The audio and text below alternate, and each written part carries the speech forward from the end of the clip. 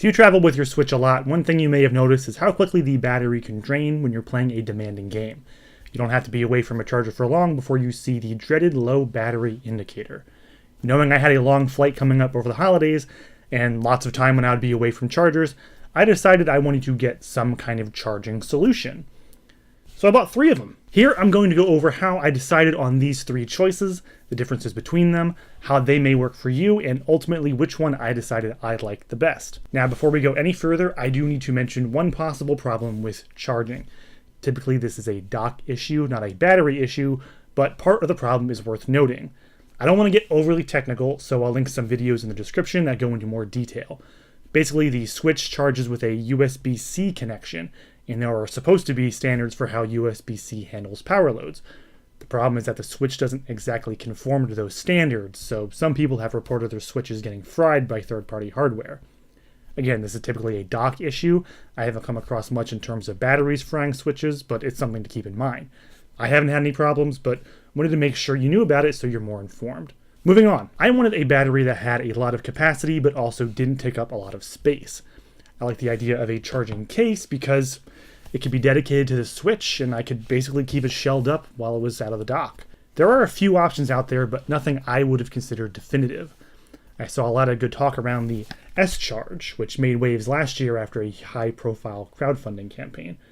It's pricey, but I just went for it. But at the same time, I also found a battery on Amazon that has the ability to clip to the back of the Switch, or you can just slip it into your pocket whenever you'd like. I like the idea as it would serve more than one purpose, so I got that one too. Also at the same time, I picked up the officially licensed PowerCore from Anker. The main draw to this one is that the capacity is massive compared to other options, but again, it's on the pricey side. My main concern here is whether or not I'll be able to live with a cable hanging from the Switch when I want to play and charge at the same time. All 3 of these options have their pros and cons, so let's get right into it. Also, I should note that none of these products were sent to me. I bought them entirely on my own for the sake of finding out which one I liked the best. Yeah, I know, I'm a crazy person for buying more than one type of battery. First, the SCharge case.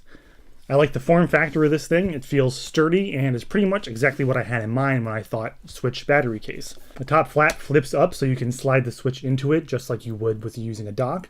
Pull it back down and you're latched into place. It also is attached with a much larger kickstand than the one that comes on the Switch, and it offers multiple viewing angles. You have 4 LED lights that indicate how much battery power you have left. Mine's dead right now. And a USB port that you can use to charge a phone or other device. And it even has a slot where you can hold 2 Switch game cartridges if you think you would use that. I didn't. I actually sort of forgot where it even was. The weight of this is not as bad as I thought it would be, and I was able to play for well over an hour in handheld mode without my hands getting tired. Depending on how large your hands are, you may or may not have issues gripping it, because it does stick out quite a bit in the back behind the Joy-Cons. I was afraid at first that holding the Joy-Cons in handheld mode would strain them with the extra weight, but it turns out I don't hold the Joy-Cons that way anyway in handheld mode, so it's not really an issue at all.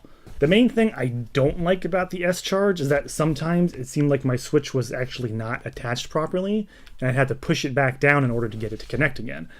I'm a bit concerned that over time it could cause problems. If I were to put the Switch away in a case with the battery attached, it was pretty much always loose when I took it back out later. I had to push it back into place to get that charging connection again. I think the SCharge is good if you really do want a case versus a battery and don't mind the extra bulk it adds. They claim it can add 10 hours to your playtime, and while I didn't actually time it myself, I realized later it probably would have been smart in hindsight. I did keep it plugged in for about a week, taking it to work, playing Smash on lunch, bringing it back home, playing some more, and it kept my Switch fully charged the entire time. My other lesser complaint is that it adds so much bulk I can't use my regular travel case, but SCharge do have a carrying case that you can get. I got mine through Best Buy, and they actually included the case in the box. If you go to SCharge's website, though, it's a little unclear about that. They offer a bundle which includes it. Seems like that might be the only way to get the case direct from the SCharge folks, so if you aren't able to order from Best Buy, keep that in mind. Also, it doesn't come with its own power brick. You'd want to charge it with this guy, or just do what I did and use your actual Switch charging brick that you would plug into your dock and instead just plug it into this thing. At $90, this is pretty expensive though as far as battery options go. Next, onto the Anker PowerCore. This thing is also pretty bulky, but it's just able to fit into my pocket or jacket, so if that's also important to you, it may work for you. It comes with a 3-foot USB-C to USB-C cable, which will plug it into your Switch, and you can also use to charge the battery itself if you have a separate USB-C charging brick.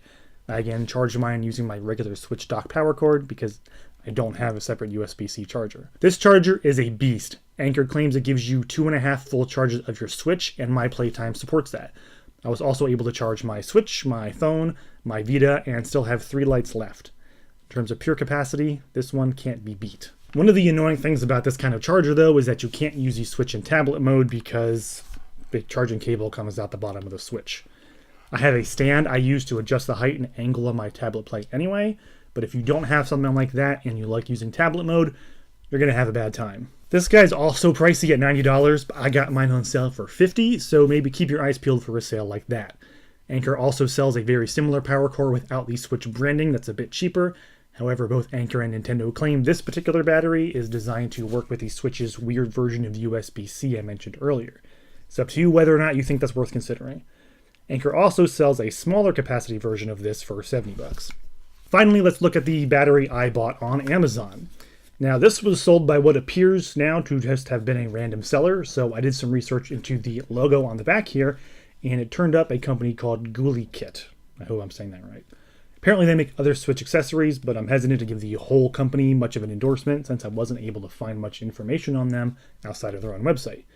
Anyway, I bought this thing for $40. The main appeal is that this is both a portable pocket-sized battery and it can attach to the back of the Switch with its included mount. The USB-C cable is actually attached to it, so you just pull it out and connect it to the Switch. There's also a second USB port which can be used to charge a phone or whatever you got. I have mixed feelings on this one. I thought I was going to love the fact that it can both attach to the Switch and be portable, but it ends up being one of those situations where by trying to do two things, it ends up not doing either very well. When it's attached to the back of the Switch, it sits in a way that makes me scrunch up my fingers to hold the console properly, which isn't comfortable over time. This feels weird. And if you want to use it just plugged into the bottom of the Switch, the included cables are really short so you can't put the battery anywhere. If you happen to have a longer USB to USB-C cable sitting around, maybe you can make it work. It's also odd that the USB-C port on the battery itself is apparently a one-way connection for charging the battery and won't charge your Switch. So if you do get a longer cable and try using that USB port to charge your Switch, you can't even charge your Switch and another device at the same time. There are surely ways to get around that, like keeping the Switch incredibly close to the battery so you could use its USB-C cable, or of course when it's mounted, but the fact that the other two batteries that I looked at can handle this function right out of the box with no modifications makes it more noticeable. I will give this battery credit for its large capacity. It's actually the same size as the SCharge, which is pretty cool considering it's half the price. If you really want a battery that can mount on the Switch or fit in your pocket, it's good enough and not super expensive, but it wouldn't be my first choice. A general note on all three batteries that in my testing, each one was able to keep the Switch fully charged when it was connected with a full battery, and was also able to charge the battery back up to 100% while playing. Before there were some issues with Switches drawing more power than chargers and batteries could deliver, but currently with these I had no issues at all.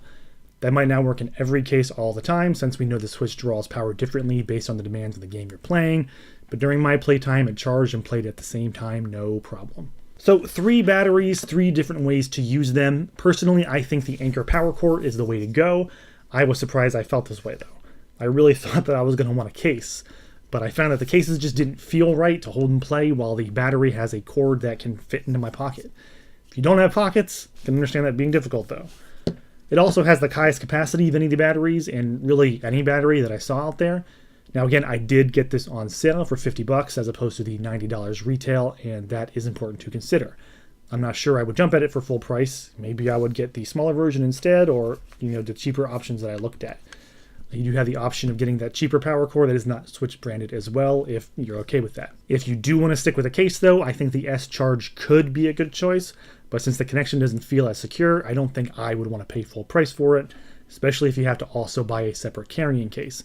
If it costs less, it wouldn't be near of an issue, but for about $100, these kinds of issues just shouldn't happen. Finally, again, the GuliKit is actually not terrible if you're on a budget. I know I said some negative things about it, but honestly that was because I feel this is the kind of option most people are going to go with, since it is so much cheaper than the others. For $40, I think the flaws may be livable depending on how much you plan on using it. Just keep in mind you may need an extra cable or two if you ever want to keep it detached from your Switch. But that's going to wrap it up for this video. If you like what you saw, please like and subscribe so you can see more of us in the future. Drop any questions into the comments. I'll be down there to answer as best I can. You can follow us on Twitter at BrotherlyLoveG1. I am at Alex Strine, and you can now check out our podcast on Apple Podcasts. Just search Brotherly Love Gaming for gaming discussions directly into your earphones. That's all for now. Thank you so much for watching, and we'll see you next time.